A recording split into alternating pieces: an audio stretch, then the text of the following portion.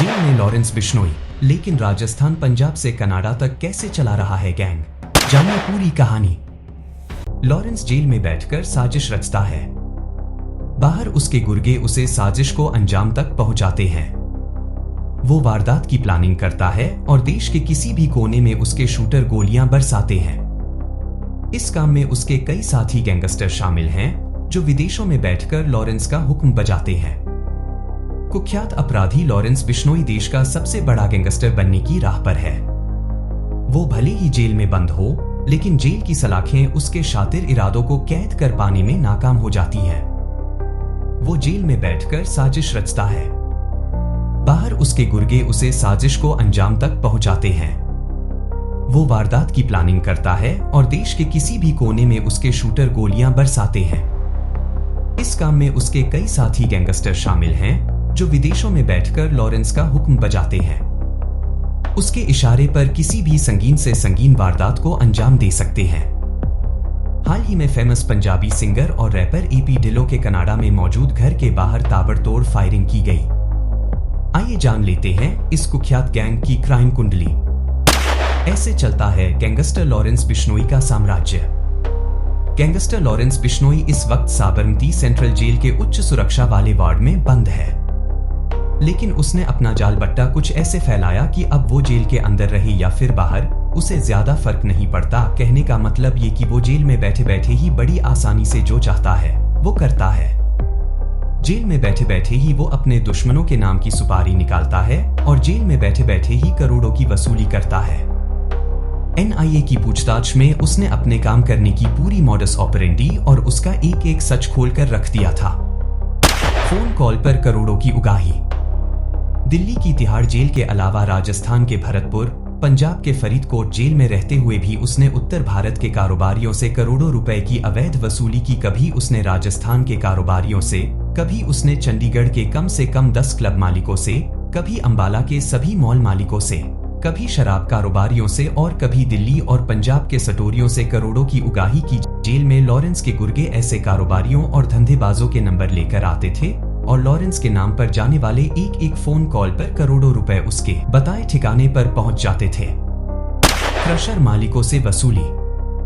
NIA सूत्रों की माने तो गोल्डी बराड़, काला राणा, गुरलाल बराड़ और काला जठेरी जैसे गैंगस्टर अक्सर ऐसे नंबर लॉरेंस को मुहैया करवाते रहे हैं।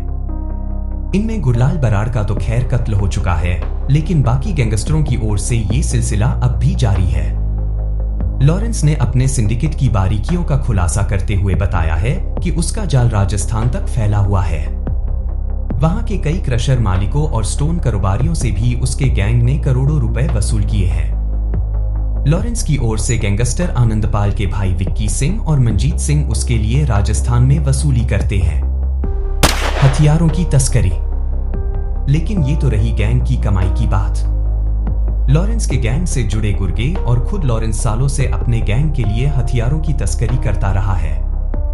उसने कबूला है कि साल 2018 से 2022 तक उसने यूपी के खुर्जा से अपने करीबी गैंगस्टर रोहित चौधरी के मार्फत आर्म्स सप्लायर कुर्बान चौधरी उर्फ शहजाद से हथियारों की मोटी खेप खरीदी थी। इनमें करीब 2 करोड़ रुपए के 25 हथियार शामिल थे। इन हथियारों में 99 mm की पिस्टल से लेकर AK-47 जैसे खौफनाक हथियार भी थे, आम लोगों के लिए जिनके इस्तेमाल पर रोक है। लेकिन तस्करी के जरिए लॉरेंस का गैंग ऐसे हर हथियार जुटाता रहा है और तफ्तीश में ये बात साफ हो चुकी है कि पंजाबी सिंगर सिद्धू मूसेवाला के कत्ल में ऐसे हथियारों का इस्तेमाल लॉरेंस गैंग की ओर से किया जा चुका है।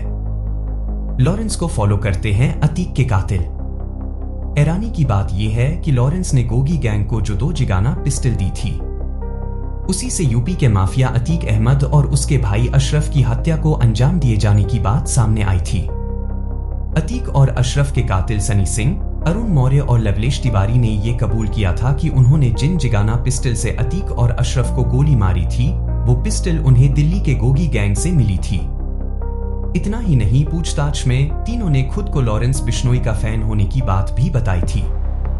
ये तीनों शूटर सालों से लॉरेंस बिश्नोई को फॉलो और कॉपी कर रहे थे। सिद्धू मूसेवाला की हत्या से कनेक्शन। अब बात पंजाबी सिंगर सिद्धू मूसेवाला के कत्ल की साजिश की तफ्तीश में ये बात पहले ही साफ हो चुकी थी कि लॉरेंस बिश्नोई और उसके साथी गोल्डी बराड़ ने ही सिद्धू मूसेवाला का कत्ल करवाया था। लेकिन बाद में लॉरेंस ने पूछताछ में ये भी बताया कि इस काम के लिए उसने अपने साथी गोल्डी बराड़ को हवाला के जरिए पूरे 50 लाख रुपए भिजवाए थे और इन रुपयों का इस्तेमाल कत्ल की पूरी साजिश को अंजाम देने में किया गया। गोल्डी बराड़ पहले ही इस कत्ल की जिम्मेदारी खुद ले चुका है और तफ्तीश ये बात भी सामने आ चुकी है कि किस तरह से रेकी के लिए गुर्गों को जुटाने से लेकर शूटआउट के लिए शूटरों तक का इंतजाम उसने विदेश से बैठे बैठे किया था। गोल्डी बराड़ की क्राइम कुंडली। जब से कुख्यात गैंगस्टर लॉरेंस बिश्नोई जेल में बंद है, तभी से उसके गैंग की कमान कनाडा में बैठकर गोल्डी बराड़ ही संभालता है। आइए आपको गोल्डी की पूरी कुंडली खोलकर बताते हैं। वो पंजाब के श्री मुक्तसर साहिब के रहने वाला है। उसका असली नाम सतविंदर सिंह है। उसका जन्म 1994 में पंजाब पुलिस में assistant sub inspector Shamsher Singh के घर में हुआ था। जुर्म की दुनिया में एंट्री। जराइम की दुनिया में गोल्डी की एंट्री थोड़ी फिल्मी नजर आती है। दरअसल उसके चचेरे भाई गुरलाल सिंह बराड़ की हत्या कर दी गई थी। उस हत्याकांड के बाद गोल्डी बदले की आग में जल रहा था।